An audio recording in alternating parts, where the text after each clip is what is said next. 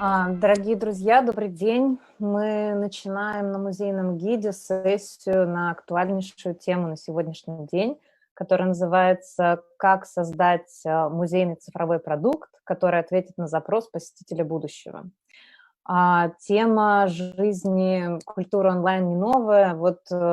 Еще там, когда первая email-рассылка с приглашением на выставки была создана в 98 году, сложно было себе представить, что все мы получаем постоянный поток рассылки и флакс, попадая как бы в центр глобальной культурной жизни каждое утро. И 2020 год показал действительно колоссальный рывок в сторону, рывок культуры как сферы в целом в сторону такого удаленного и цифрового опыта. Есть уже много аналитики, которые сделали профессиональные издания по всему миру о жизни музеев онлайн и подборке лучших кейсов использования технологий в культуре.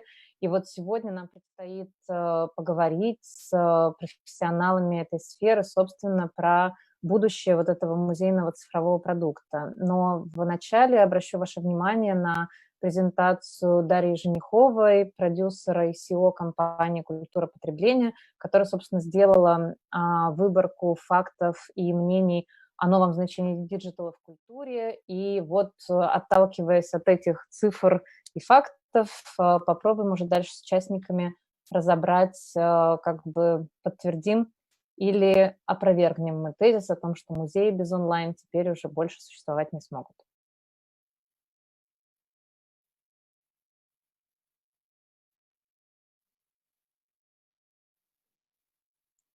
Презентацию Дарьи надо. Большие цифры и глобальные арт-бренды увлекают за собой в цифровом эксперименте всю индустрию. Мы собрали тезисы как некую систему координат, в которых хотели бы определить место российских музеев. Сейчас по пунктам выведу их на экран. Предпосылки изменений. В 2020 году в связи с пандемией 90% музеев по всему миру были вынуждены закрыться. 13% заявили о риске того, что они не смогут открыться снова по финансовым причинам. Цифровое перестает быть второстепенным по отношению к оригиналу. Цифровизация становится способом расширения и обогащения ежедневного опыта в реальном мире. У культурных продуктов появляются новые глобальные аудитории. Почти 600 тысяч уникальных пользователей состоят в группе «Изоляция» Facebook. Хэштег «Museum from Home», который запустил МоМА, за 2 месяца собрал более 100 тысяч постов в Instagram. Панорамные виртуальные экскурсии проекта The Met были просмотрены онлайн более 11 миллионов раз. Что происходит сейчас? Переход музеев в диджитал, оцифровка коллекций и программ. Google заключил партнерство с более чем 500 мировыми музеями и галереями для того, чтобы открыть доступ для зрителей к их коллекциям и выставкам по всему миру. Гораздо большее количество людей сегодня получают доступ к произведениям искусства. Музейные продукты переходят в цифровой формат, либо же изначально создаются в диджитал. По исследованию НИМА, 37% мировых музеев увеличили активность, и 23% даже начали новые онлайн-проекты в период пандемии, а 24% увеличили интернет-трафик своих платформ. С переходом в онлайн-формат аудитория музеев значительно расширяется за счет пользователей интернета. По результатам исследования НИМА, только 42% жителей Европы посещали музеи за прошедший год, зато 82% населения являются интернет-пользователями. Надеюсь, эти тезисы будут полезны как для дискуссии, так и для управления цифровым присутствием музея. Всего хорошего! Right now, I would like to introduce our amazing speakers today. and I will start presenting them right now. So please welcome Amir Akhtamzian, who is Senior Research Fellow of Multimedia Technology Department at the State Darwin Museum. He is working in 3D scanning, virtual reconstructions, and 3D restorations, and thanks to him, the museum can go with the time. Hi, Amir. Hi, colleagues. Seb Chen, he is our foreign guest. He is Chief Experience Officer of the Australian Centre for the Moving Image in Melbourne. It sounds very cool in English, by the way. He is responsible for the digital upgrade of the museum towards the museum of the 21st century. Hi, Seb. Valerie, hello. Hello. And Margarita Golovchanskaya, who is a curator of Artifact Project. It's an interactive guide over the museums of Moscow, and it makes a better experience through augmented reality. Hi, everyone. So we would like to warm up a little bit. We had a slight delay, and now we have to catch up really quickly. And we would like to first ask you some small questions. How do you think, will digital become a daily tool for the cultural institutions after this lockdown? Let us start with Amir. Yes, well, you know, this era is already here. Of course, the tools that allow to show digitalized museum exhibits and virtual collections actually can fit very well into the history of IT development in museums. That history began in the 90s. Back then, we already observed that trend in digitalizing the museums, and now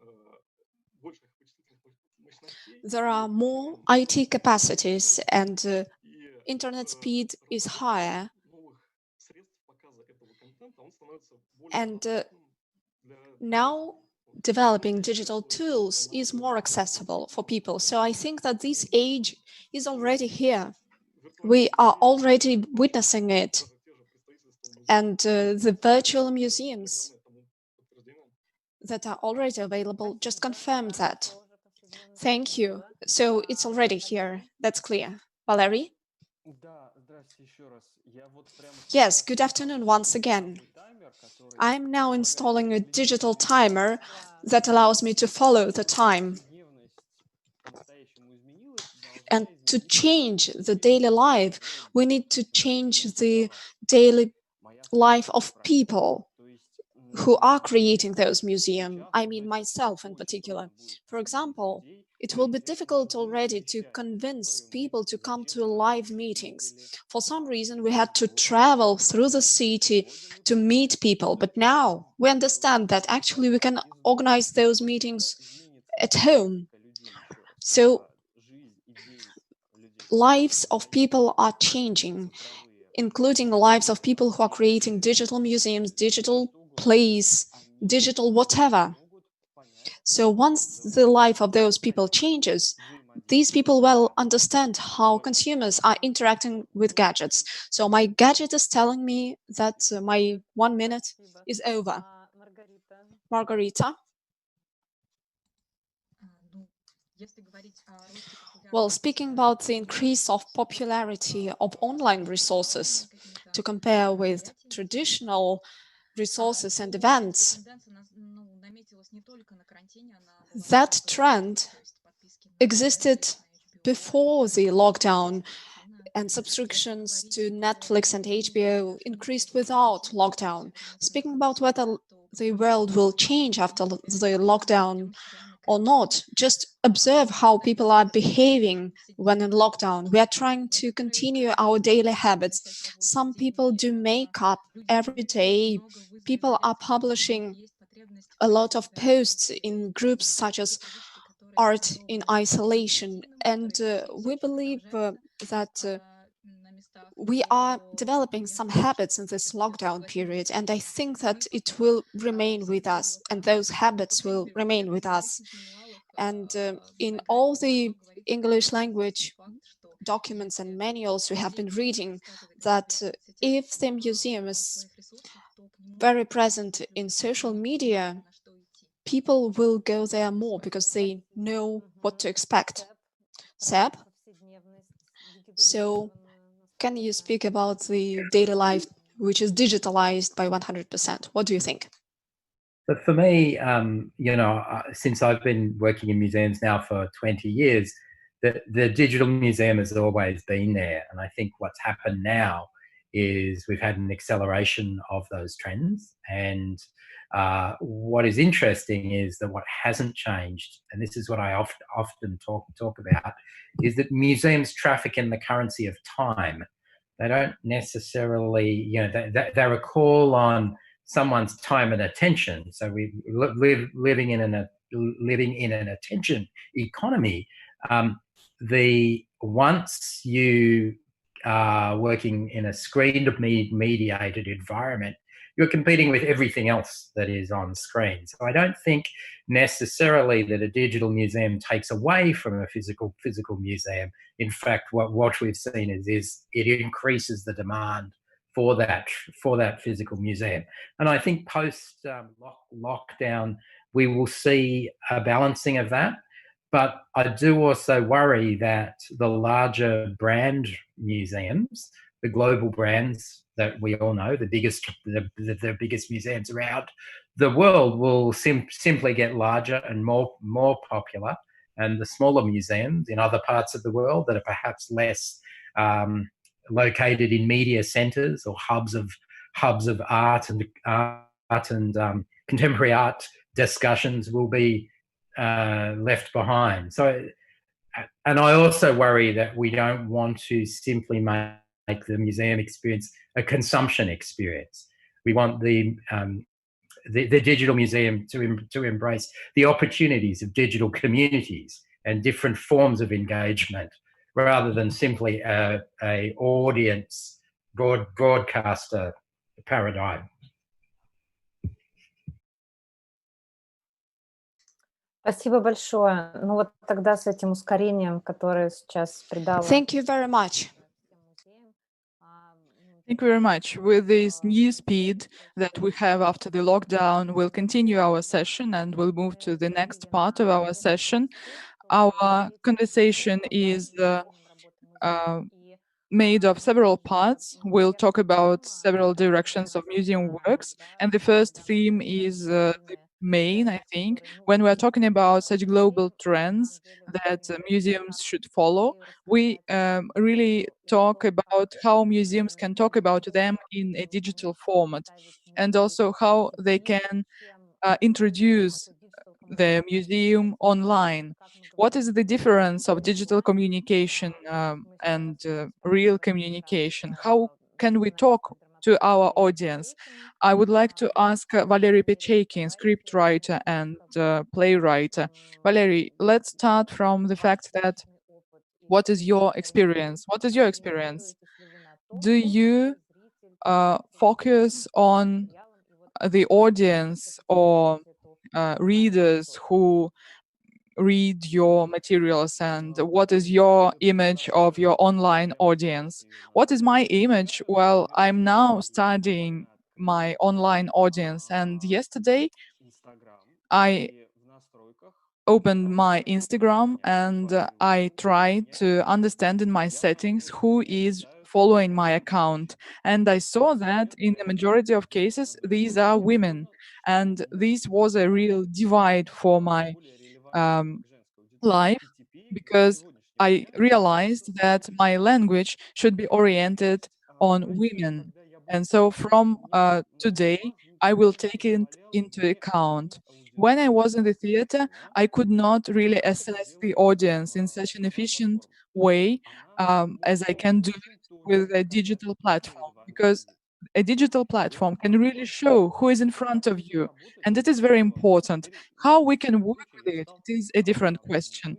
But any case, now in my mind, I now imagining my aunt, and I'm talking to her. So I'm trying to say to read my text to her, and if I think that she would be glad to hear it, I can publish it. So this vision was made possible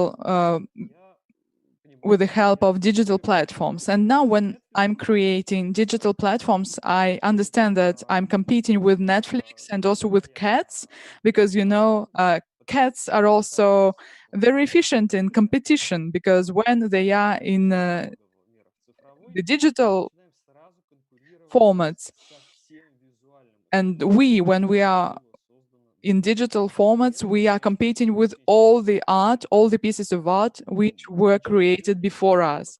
It is really a very tough competition, maybe the toughest in my life. Yes, really, it is a great challenge, and this competition is really tough. But, nevertheless, culture is always talking about global problems, about global issues.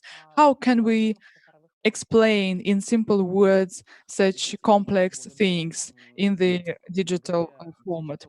With the help of the digital, yesterday I was listening to a lecture from my friend Boris Filanovsky, a great composer, and he was talking about a piece of art of Stravinsky, and he was talking about a similar problem. He said that in such cases, when you need just to explain something complex in simpler words, you need to step down by one syntaxis level, and you will have a new way of thinking, and you will be able to be simpler and to explain complex things in simpler words. The issue of simplification of a language is an important problem which exists for a long time in linguistics. It is a very important thing, and culture should take it into account, because if a piece of art is existing only on its level and cannot be retold to children or to other people, this piece of art will die at the end. It is a very important thing. Unfortunately, at my school, literature was studied in the way that I was obliged to rise to Dante or to Tolstoy's level, but it was not possible for me because I was a small boy and they were just great writers, and it became my drama, and maybe I became a playwright afterwards, and only postmodernism gave me this link to big art, to great art. And I think that every culture, every representative of a culture should make this. It is a great way, and I think that many people recognized themselves and their first meeting with great literature. But when we are talking about a description of a project, for example, what deadly scenes should we avoid when we are creating a manifesto for a project? Well, first of all, we need to name what we see. So, what is it? Sometimes an object of culture is just not named. And 1 year ago, I met a person who deals with design and with commercial design, and he saw that in Moscow and in St. Petersburg, shops are called in a different ways. In Moscow, names of shops are quite boring and very clear. So, for example, it is written a shoe, a shop of shoes and accessories. So it is really in the name of the shop. In St. Petersburg, a shop could be named a second shoe of Cinderella, and you can find books and shoes in this shop and everything you want. I'm now talking from Moscow to you, and so I'm used to clearness. And for me, it is great when I enter a museum, I want to understand what I see. And also, it is very important for me to know what it was in the past and what it is now. So I'm looking at an ancient piece of art or an ancient object, and I know I want to understand how we could use it in the past and what we can do with it today. So it is very important for me. And in the digital space of a museum or of an object of culture, as far as I understood now, the time of consumption is different and the time of information consumption is different. 1 minute here in this space is just 1 minute, and it is the most frightening thing because in the theater 1 minute is 15 minutes, but here 1 minute is really 1 minute because everything is calculated and everything is filmed, etc. And also, if we are not talking about the language of films, audio language is also very important, and the responsibility of copywriter. And always people want to have ideal words, ideal phrases from the copywriter, but I would like to say that images are also very important, and that's why in the beginning of the session we try to fix our images too. And I hope that you can hear and see me well. Great, yes, we can hear and we can see you well. Thank you very much, and it was a great transition to our next speakers, who are not present here in Zoom, but we filmed their comments, and they will talk about the projects which formed some principles of storytelling in art industry. It is Mr. Levinkin, architect and co-founder of Bauhaus Bureau and curator of the following exposition of Polytechnic Museum. As architect, he is creating cultural spaces, and afterwards there are myths related to these spaces, and he has his own principles of this creation. And I would like to introduce the second speaker from the second video. It is Maria Semendyeva, screenwriter in Lorem Ipsum company. For long, he was the curator of Big Museum Project. It is also one of the main storytellers in Digital Media School. Любой продукт делается для кого-то, то есть эту аудиторию нужно представлять себе очень хорошо. И особенно сейчас, если вот в 2020 году задумываться о том, как делать какой-то онлайн-проект с контентом, и в котором мы продумываем сторителлинг, то первым делом нужно понимать, для какой это делается аудитории. То есть делать какой-то один продукт для одновременно старшего поколения, и для малышей, и для мам с детьми, и для отцов семейств, и для матерей семейств, и еще для каких-нибудь иностранцев. То есть все это вместе невозможно. Это разные аудитории, и эти аудитории нужно развести. То есть как бы один цифровой продукт для одной аудитории, я бы так сказала. И уже дальше, когда мы поняли, для кого мы это делаем, тогда начинается уже размышление о том, что хочет этот сегмент аудитории, какие у них интересы, какие у них задачи, чего вообще. Ну, то есть тут такой маркетинг, конечно. И в конце концов, я бы сказала, нужно продумывать сценарий, начиная с того, что это за аудитория, чего она хочет, потом рождается какая-то концепция, и потом рождается понимание того, что можно хотя бы минимально сделать для того, чтобы у этой аудитории возник вот этот вот вау-эффект от столкновения с этим продуктом. Главным здесь моментом оказывается не только сама идея того, что вот мы берем и переносим в онлайн-формат обычную выставку, в которой участвуют несколько музеев. Самым главным здесь, наверное, становятся технологии, которые вы используете. Потому что когда мы делаем выставку офлайн, когда мы делаем обычную выставку, люди просто приходят ногами в музей, и их опыт восприятия выставки, он сравним с опытом любым другим каким-то эмоциональным опытом, который вот всеми органами чувств воспринимается. То есть, когда человек приходит в музей, он сначала заходит там, может быть, с мороза в теплое помещение, он заходит в гардероб, он выпивает чай в буфете, он потом немного поговорил со своими друзьями, или он пошел на экскурсию, и он взаимодействует с людьми, и это такой очень естественный способ взаимодействия, к которому музей может иметь отношение только в том смысле, чтобы обеспечить комфортную среду, в которой человек будет воспринимать эту выставку. Когда мы говорим про онлайн, тут, конечно, все-таки немного редуцированный такой опыт, то есть человек воспринимает ваш продукт только вот в двухмерном формате, на экране. И нужно попытаться в этот двухмерный опыт как-то уместить все то, что обычно делается с помощью красиво напечатанных этикеток, там, шершавой бумаги, программки, ну, какого-то там каталога, который вы продаете. То есть вот эти вот все вещи, которые, может быть, так офлайн человек бы воспринял бы непосредственно какими-то другими чувствами, тут нужно попытаться передать с помощью технологии.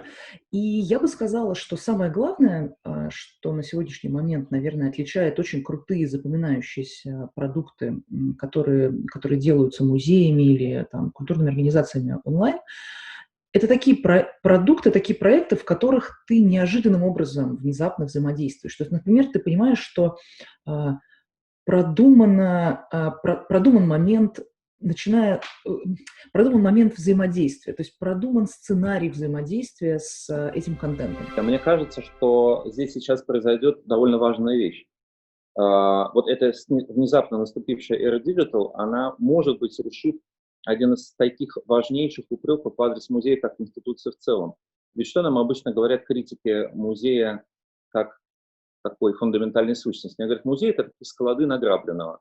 В основном музеи возникали на пике могущества той или иной общественной формации. Как правило, это памятник эпохи максимального колониального владычества того или иного важного сюзерена. И вот мы видим британский музей, какой-то еще музей, Пергамон, весь набитый вот этими экспроприированными ценностями.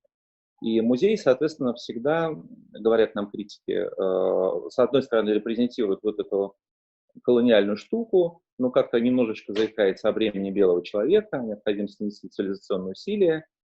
Но так или иначе, музей всегда, с одной стороны, обладает бесценными сокровищами, а с другой стороны, эти бесценные сокровища он всегда репрезентирует каким-то одним способом, и этот один способ, как правило, плюс-минус километры репрезентирует как бы окологосударственную парадигматику, идеологию той или иной общественной формации, но всегда она страшно консервативна, всегда она нетолерантна к каким-то побочным мнениям, всегда она достаточно линейна. И куда деваться? Конечно же, сущность любого музея — это его сокровища, вот эти вот его коллекции. Ну, в общем, любой сейф гордится своим содержимым, любой склад хорош тем, чем он набит, мы понимаем. Мы с этим, в общем, не спорим. Но теперь у нас есть потрясающая возможность, поскольку физическое пространство больше не является для нас ограничителем возможностей показывать эти самые сокровища. Кажется, что музей может выстраивать не одну главную историю, а бесчисленное количество историй. Перемещаясь из физического пространства в виртуальное, музей может заменить один трек множеством треков. Я сейчас довольно много работаю с политехническим музеем, я испорчен общением с людьми с другой стороны баррикады. И я бы для себя сказал так, что музей из состояния классической Ньютоновой механики вдруг переходит в механику квантовую, когда у каждой частицы есть не просто понятный набор параметров, скорость, траектория, есть все возможные параметры. И любая частица обладает всеми возможными историями. Соответственно, музей сейчас переходит в необходимость взять и пересвязать свои сокровища, свою коллекцию не одним способом рассказа, не одним способом репрезентации, а всеми возможными треками, всеми возможными историями, которые только можно вообразить. При этом обладает колоссальным набором возможностей кастомизации этих историй. Ну, извините, что я говорю такими общими категориями, понятно, что я имею в виду, что мы можем рассказать, мы можем по-прежнему оставить ту коллекцию в той последовательности, которая она всегда была, что те, кто алчит того, чего он видел с детства, увидели ровно то, чего они видели с детства. Мы можем ту же самую коллекцию рассказать, исходя из какой-то совершенно другой оптики. Допустим, формальной. Мы можем рассказать, как, например, не знаю, возникал синий цвет, осознавался мозгом человека синий цвет, что как менялась его семантика, как это отражалось в творчестве тех или иных художников. мы можем рассказать нечто совершенно иное. Мы можем рассказать ту же самую историю с точки зрения осознавания прав того или иного миноритария, который является субагентом в том или ином действии. Ну, то есть мы можем придумать довольно бесконечное количество способов рассказа и превратить линейный рассказ в такой ветвящийся паттерн. По сути, можно сказать, что каждый музей получил уникальную возможность стать Шахерезадой. Ведь что, собственно, создает телевидение? Мы, когда говорим телевидение, мы же не имеем в виду показ кино по телевидению, но для этого можно иногда происходить. Телевидение для нас характерно, как мне кажется, двумя главными, тремя форматами. А, это сериал. Б, это грандиозное шоу. Голос, не знаю, «Звезды на льду», ну что-то невероятное. Открытие Олимпиады, что-то потрясающее шоу. И третье, это, собственно, ток-шоу. У каждого из этих жанров есть свои акценты, свои приемы манипуляции зрительским сознанием. У ток-шоу, понятное дело, это ритм, и кому ты переключаешь с пульта камеру, кто тебя сейчас говорит и сколько говорит. И, собственно, это и есть типичный сторителлинг. Сторителлинг через режиссерскую диктатуру. Это то, что есть ток-шоу, и это музей, конечно, легко может делать. Режиссер той или иной экскурсии может, понятное дело, выпячивать или показывать тот или иной голос, тот или иной акцент. Понятно, что можно точно таким же, по этой же аналогии спродюсировать какое-то грандиозное шоу, открытие Олимпийских игр, и можно заставить музей в кои-то веки вытащить какой-то специально построенный бокс, какие-то специальные коллекции, сделать какую-то спецэкскурсию. Я себе это очень хорошо представляю, более того, я себе даже уже такую сочинил, что бы я хотел сделать. У меня в голове есть пара таких грандиозных шоу, которые я бы с удовольствием осуществил как режиссер. Мне кажется, что первым на это наткнулся Питер Гринвей, признаться. И огромное количество его фильмов уже сделаны как такое ожившие экскурсии по музею. Некому виртуальному музею, идеальному музею, не физическому. И, в общем, я прямо вижу в голове экскурсию или там некое шоу под названием «Рембрандт», которое сделал бы Гринвей. И понятно, что можешь сделать теперь, хоть скоро этот жанр будет узаконен, ты же не обязан ограничиваться одним музеем. То есть ты можешь рано или поздно, мне кажется, все это дойдет до некой идеи такого мирового музея, где все друг с другом пересвязано, в котором можно пенетрироваться с тех или иных углов, с тех или иных кураторских позиций, или просто позиции рассказчика, знатока. И, видимо, я даже подозреваю, что дойдет до того, что все крупные музеи так или иначе оцифруют, выложат куда-то в некое спецхранилище свои картинки, коллекции, объекты, то есть снимут их каким-то общеупотребимым международным образом, допустим, на темно-сером фоне, в каком-то согласованном освещении, чтобы дальше, например, человек, который внедряется в это мировое хранилище, мог манипулировать теми голосами, теми акцентами, которые ему нужны, не обращая особого внимания, откуда он приехал, из Гарлема или из Момы, или там из Антверпена. И вот подобная, а я уверен, что до этого дойдет, подобная готовность музеев сформировать некую общемировую сокровищницу позволит, нарушит, во-первых, некую герметичность вот этого музейно-кураторского сообщества и позволит любителям и знатокам в него вторгаться, как минимум репрезентировать альтернативные дискурсы, альтернативные точки зрения. А как максимум просто обогатить нас, простых зрителей, возможностью слушать увлекательные истории, рассказанные не птичьим, а человеческим языком. Спасибо большое. Thank you very much, Dmitry and Maria. Thank you, Dmitry, for calling us to digitalize all the reserves and stocks of the museum. And thank you, Maria, for your ideas about the importance of imagining your audience and having a dialogue with that audience in a language that the audience can understand. And now we have heard some ideas about the history, but the second part of our discussion is dedicated to the visualization of a digital product. It's also very important. And there are a lot of online formats, and every museum selects its online formats that will fit with that particular museum and suit that particular museum. And this format of design and presentation also has an impact on the content. So we are going to speak about how to program the impact of the digital product of the museum. And I'm happy now to give the floor to the guru of this process, Seb Chang. He's going to speak about his experience of creating such digital museum worlds. Thanks. Yeah, I mean, I've been working in this space for a long time now, and a lot of things, interestingly, come back around. So, 10 years ago, 20 years ago, same things. I've already lived in my museum career through 3 different virtual reality revolutions or experiences. And similarly with augmented reality, when I was working at the Powerhouse in 2008-9, we did some of the very early work with AR, using your phone to identify things with its camera and laying historical photos in kind of to the real world through the smartphone camera.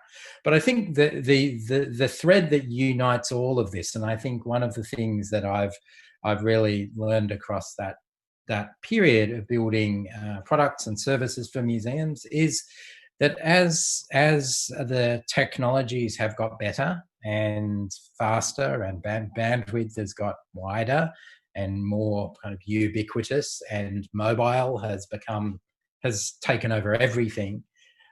Really, at the end of the day, there are a couple of core principles, and one of those comes kind of down to not only figuring out what your users' needs are first. So what do people need from your product or service? It's not only about meeting those needs, but in the cultural space and in the museum space, it's about extending those needs. So we don't just go to the museum like we might go to the shop to buy some milk. And if we were going to the shop to buy milk, we would want that transaction to buy milk to be very smooth.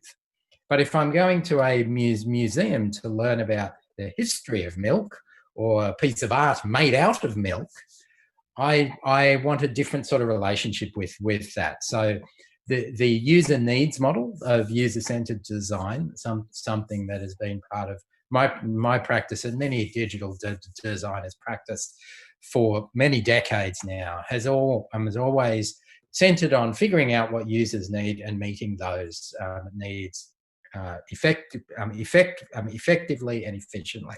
But in the arts, I think it is about extending those needs. So when I talk about museum experiences, I'm also thinking a lot about the context. So when visitors come to a physical museum, the museum designer or the exhibit designer is designing a context, a frame for those visitors, those users to experience things within. The beauty and the challenge of making digital products is, of course, that context can literally be anywhere. And the designer's control of that context, the control of the architecture, is very much back in the user's hands.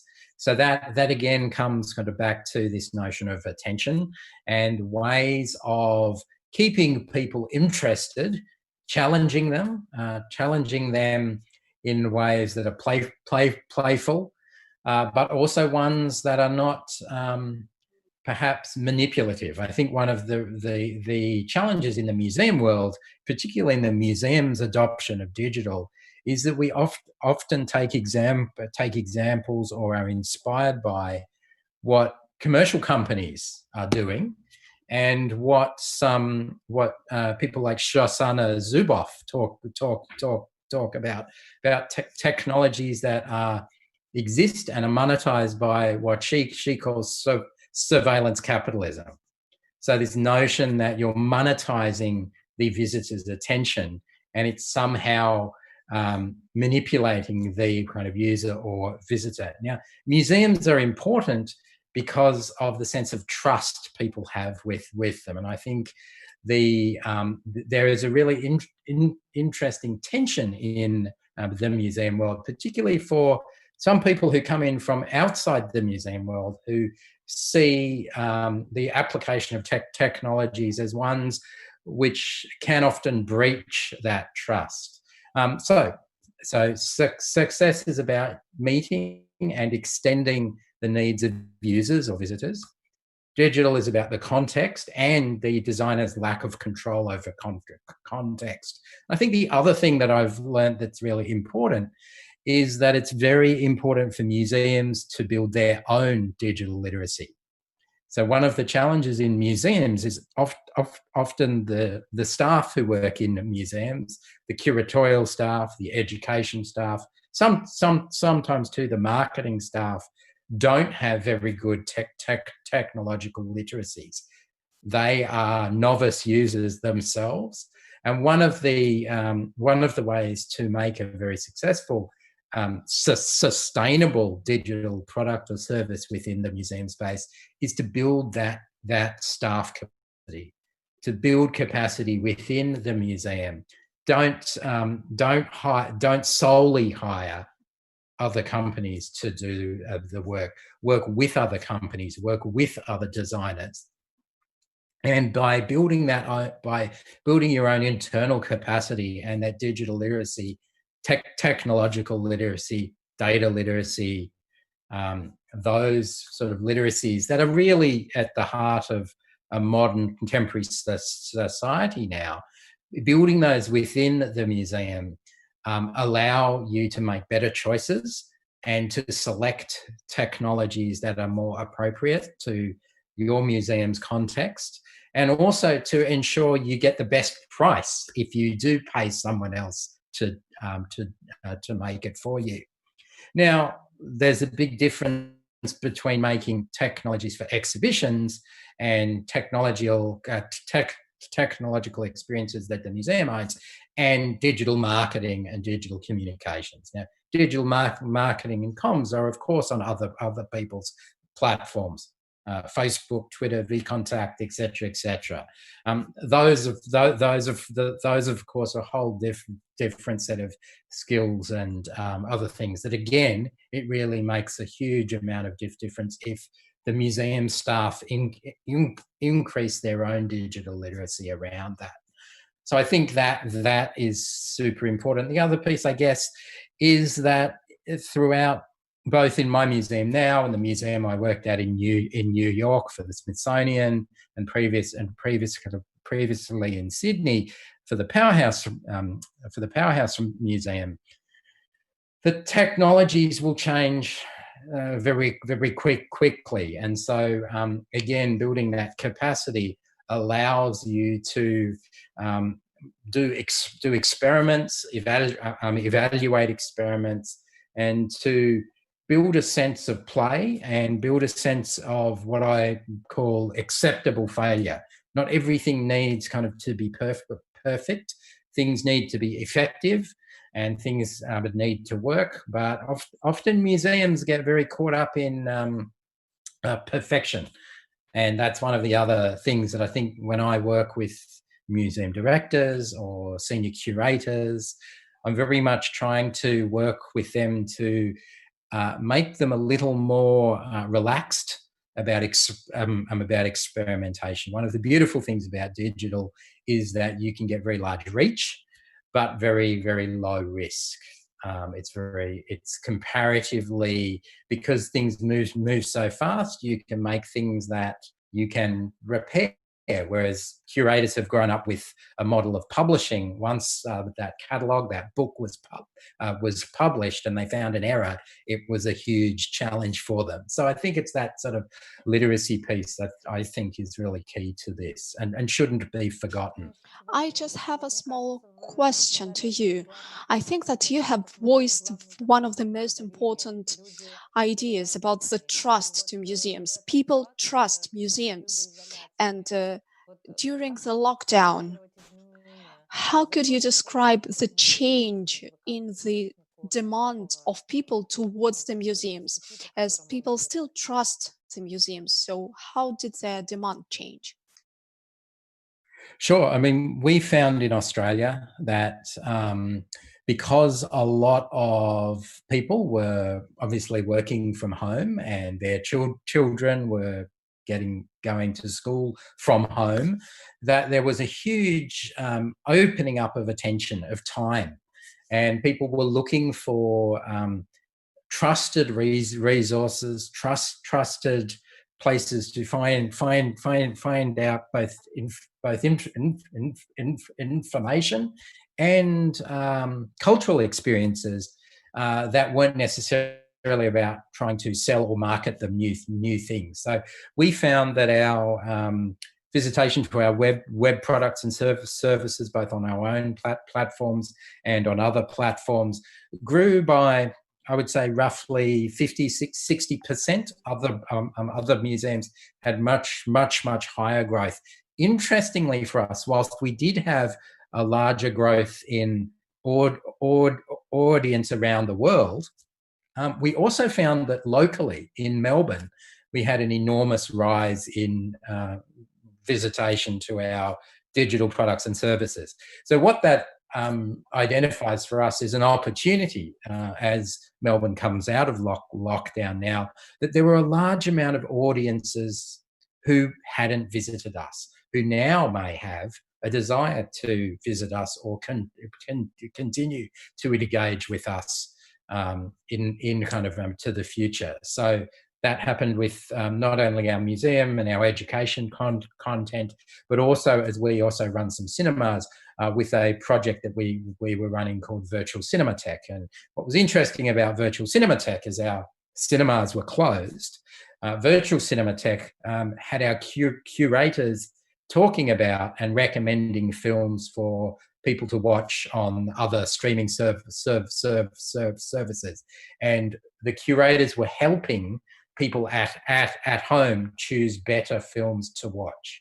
You know, we are a museum of film, TV, and video games, so we were actively making curatorial choices to almost curate movie going and curate video games in people's own homes. So huge opportunity there, but a changed relationship with our audience. In fact, they weren't our audience; they were people we were part of a community with. Спасибо большое. Я бы хотела Thank you very much. I would like to give the floor to Amir Akhtamazyan from Darwin Museum. What is the Russian experience of digitalization? How can you reach your audience? Well, yes, first of all, I think that it is important to know the potential of the use of digital technologies, because the potential, it is very important to see the potential and to have the feedback, because if we know the potential, we can focus on the feedback, and when we use this feedback, we can choose the most interesting formats and also understand what formats cannot be accepted. So I think that this is important. Great. But you know, if we make the question clearer, has the digital strategy of your museum changed during the lockdown? How you changed your language of communication? Yes, it has changed.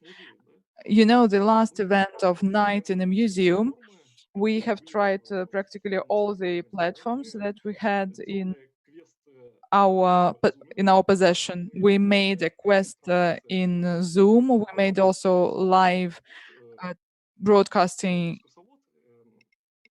in Zoom.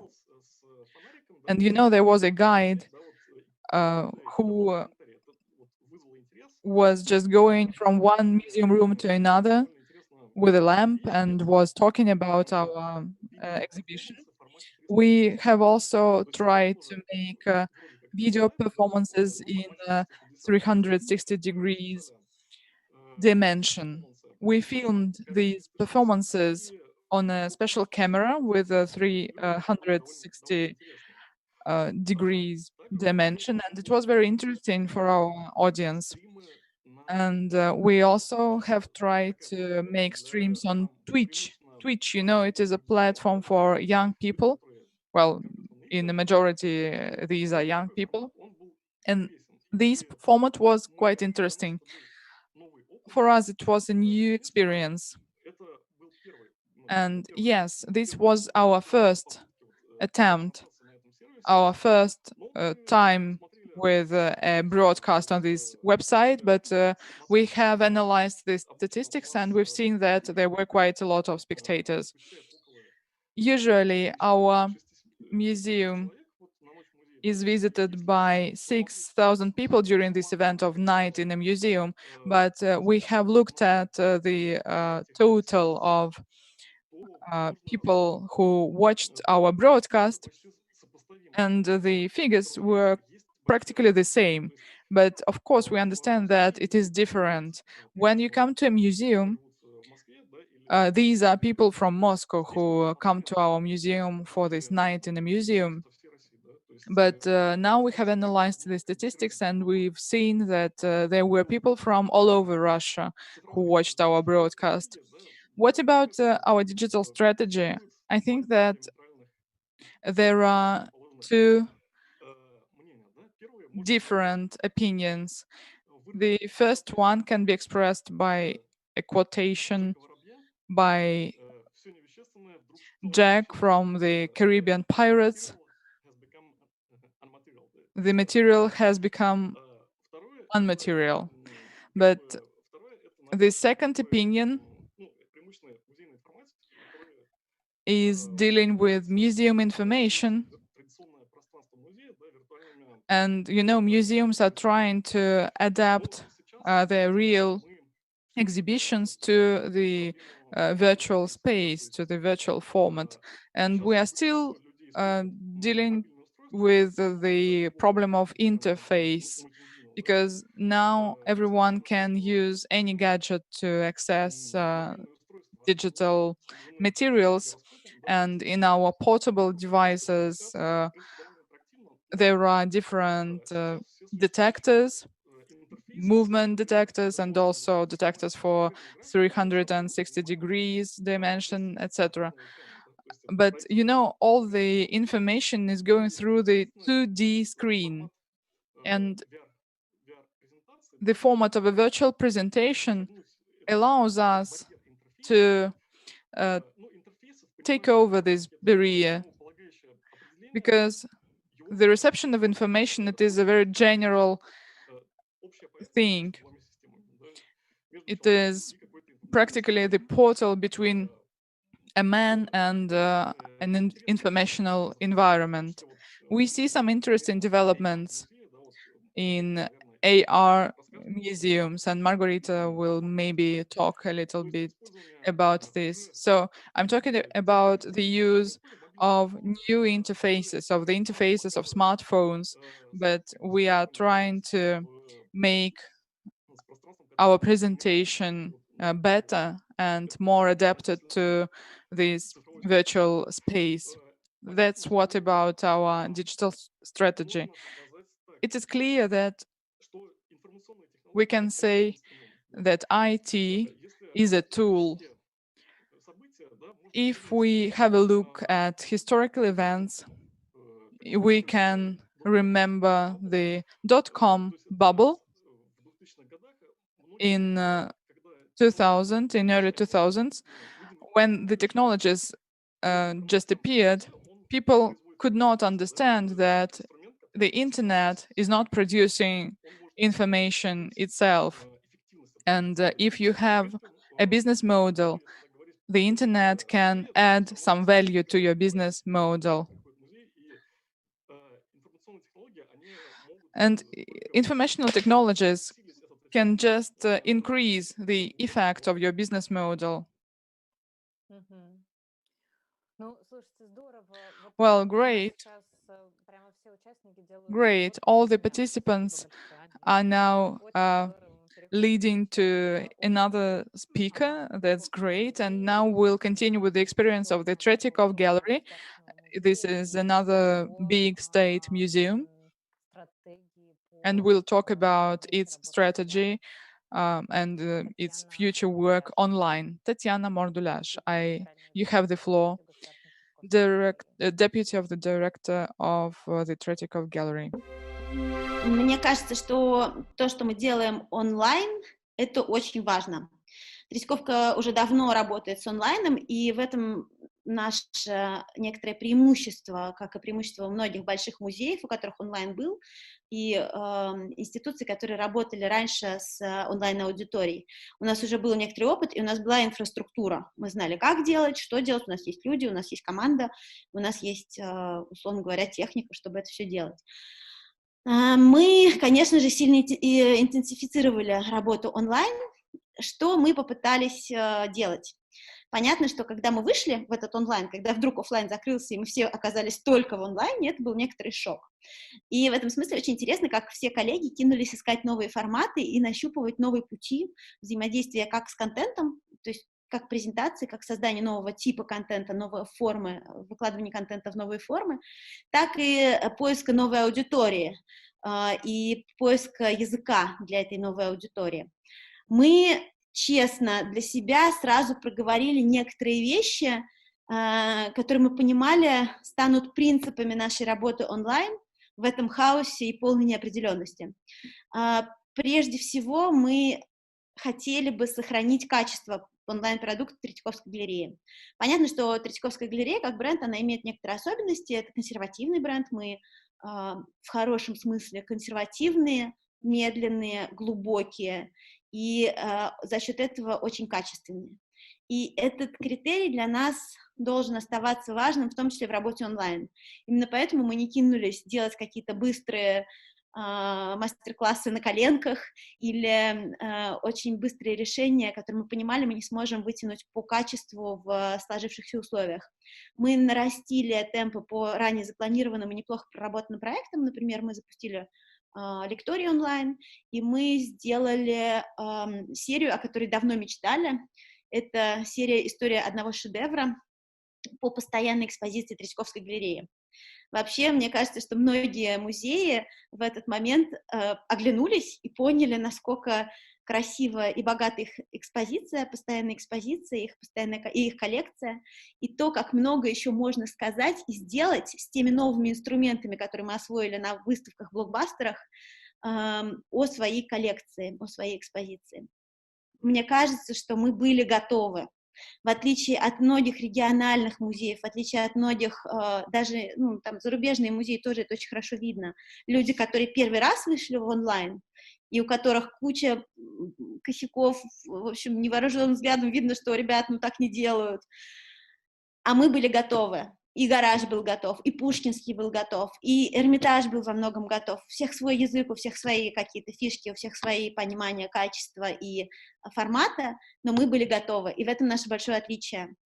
Да, мы сейчас как бы перегруппируем команды внутри музея. У нас понятно, что много людей оказалось на вынужденном простое, потому что у них нет работы, и мы стараемся их всячески привлекать. Дальше мы стали думать о нашей аудитории. Понятно, что чем главное отличие онлайна от офлайна? Это то, что к тебе могут онлайн прийти те люди, которые в офлайне до тебя не могут дойти никак. И до Третьяковки, конечно, как для национального музея, для музея, в коллекции которого находятся картинки из учебника «Родная речь», знакомые каждому русскому человеку просто до мозга костей, это очень важно. Мы видим рост наш. У нас и так, и раньше была аудитория онлайн, большей частью не москвичи. Но сейчас мы видим хороший рост по аудитории именно региональной, не московской. И, конечно же, нам это очень приятно, потому что мы понимаем, что это люди, которые, скорее всего, не скоро бы дошли ногами до Третьяковки, а так они с нами, они очень тесно взаимодействуют с нами, комментят, оставляют отзывы, присылают нам письма, подписываются на наши рассылки, и это важно для нас, и мы, делая наши продукты, о них очень думаем, об этих людях. Что мы для себя выбрали как стратегию? Мы выбрали именно работу с нашей аудиторией. У нас уже было много хорошего, качественного онлайн-контента, который мы подняли за счет проекта «Третьяковка дома», и актуализировали. Где-то мы его немножко переупаковали, где-то мы на нем сакцентировали внимание, где-то мы его немножко по-другому рассказали. или добавили для него личный оттенок. Например, у нас есть сейчас Третьяковка от первого лица. Это и проект в соцсетях, это и проект в нашей рассылке, когда сотрудники музея самых разных отделов рассказывают о том, что для них важно, что в работе музея принципиально. И здесь, конечно, здорово, потому что, например, наш отдел исследований рассказывал про ржавчину и про то, как с ней бороться, а наш руководитель видеоотдела рассказал про замечательный сериал «Художник говорит», который это его личная такая любовь и проект. А директор рассказал как раз про историю одного шедевра и про то, как ее внуки смотрят этот сериал. Это новый ракурс на уже созданные продукты, но он помогает, во-первых, сакцентировать на них внимание публики, и, во-вторых, лучше их посмотреть и лучше их осознать. Я могу сделать такой небольшой вброс. Мы сейчас работаем над большим проектом по публикации нашей коллекции. Мы ориентируемся, что этот проект мы запустим этот проект в сентябре, но сейчас мы очень интенсивно над ним работаем, и как раз вот эта ситуация карантина, когда люди сидят дома, дала возможность и нашим научным сотрудникам, и диджиталу, и пиару сконцентрироваться и внутренними ресурсами закрыть огромный пласт работы, который мы планировали на какой-то аутсорс, но зато за счет вот этого внутренней работы он гораздо более качественный получается и более интересный.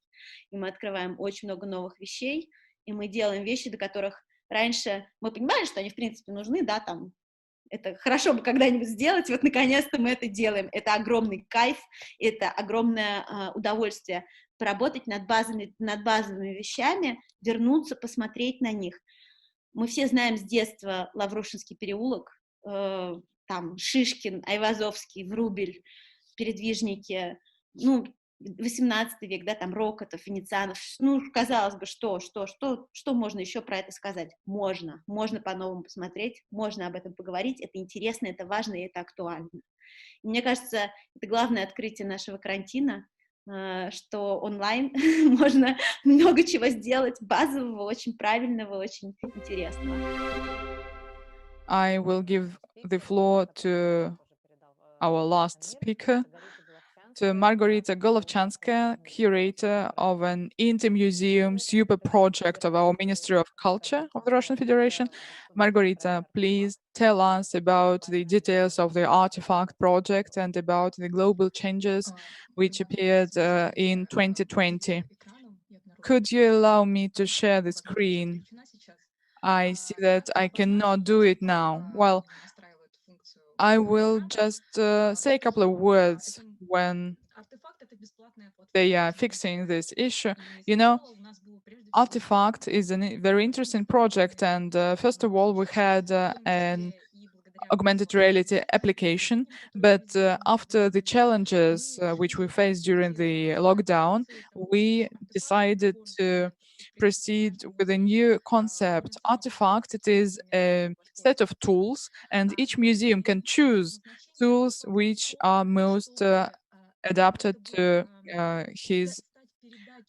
its functions. And so we are trying to adapt information which is inside the museum to new users who are really used to look at their smartphone screens or other gadget screens. Yes, now I can share the screen. Great, thank you. So I will just show what it is, the augmented reality. So you can see what this piece of art is, and there are some comments, short or long comments. There are specific points on the piece of art, and also you can click a link and read a special page, an article, or watch a video. These tools are very popular and became very popular during the lockdown, and that's why we adapted it. If we are talking about changes in 2020, so we adapted to this tool, but the main changes in 2020 will appear in the future, because we understand that the main currency as Valerie said, is a new one. We will target our information at new users, and we'll try to help our users to see the most interesting information first, and also to share the most quality content. So that's all. That's what they made in Darwin Museum. I could not show it to you. So the most important now is the content, and it is of critical importance. You can see the photo, and there's a special point, and you can press on this point, and what will the user see? Will it be interesting, or will it be just boring? And so the user will switch off the artifact application and won't use it again. You know, we can tell a lot about each piece of art. For example, these object that you see on the screen, it is not a unique object, and you can find it in any Russian museum, but there are a huge number of topics that you can relate to this object. So it's not just the possibility to say something, but it is also the possibility to focus on specific details and not just name them, but explain why it is important. You can say that an amphora, it is something made from this material, etc., and it was found in the sea, but it is not clear, and this knowledge won't be interesting to us, but we can add something which will be really interesting. Or, for example, we can give tools for an analysis. If your user will learn from you that a specific form of a chair is a specific trait of empire style in Russia, so this user will come back to your application. The next level, which is available to a new user, it is an article, and we can give a longer description of this piece of art with a longer description of all the details. And also it is very easy to tell the story because, for example, you can have the story of the creation of this piece of art. It can be a detective story.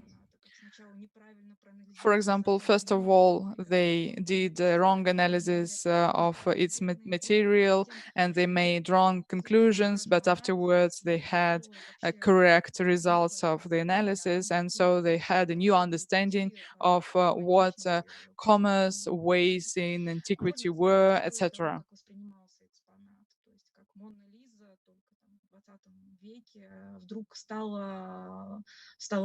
So we can see, for example, how they turned into very important masterpieces. So I'm now concluding. A platform is a mere tool.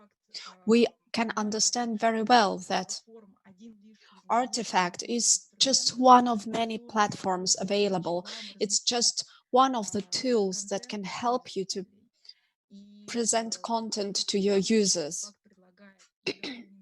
And Artifact is now offering augmented reality and a version that would be very comfortable to use. So please come to us and work with us. Thank you, Margarita. That's been a very interesting presentation. Thank you. I have a question. So this is something global, your vision of the project, I mean. But how can you actually turn the situation? so that an exhibition comes to you and adapts to your platform. Actually, that was the very beginning of the Artifact project. You are speaking about the interaction between the virtual space and the real space. When we started our project, we thought that it would be just nice to make some online exhibitions, and it would be interesting to have interesting people speaking about those exhibitions online. Now, during the lockdown, we introduced some simplified rules of moderation, and we decided to allow museums to publish everything they want without mandatory augmented reality. Because in terms of the website visitorship, we understood that people do come to our platform. So why not allowing museums to create their online exhibitions? It can be exhibits that would fit into a certain narrative or a new storytelling. These may be exhibits from funds that are very important and cannot be displayed in a regular exhibition, or they may be very significant for the research activity of the museum.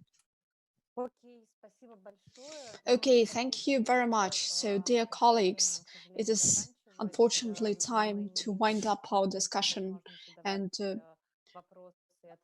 unfortunately there is no time left for questions and answers to our speakers. But I'm very grateful for that session. I think that we have discussed the different ways to respond to the actual situation and different ways of our digital future, which is now accelerating. We are now all competing for the screen time of our users. So I wish every one of us and our spectators just luck in this new challenging environment. I encourage you to be bold, to work with the most daring decisions, solutions, and projects. Thank you, and hooray.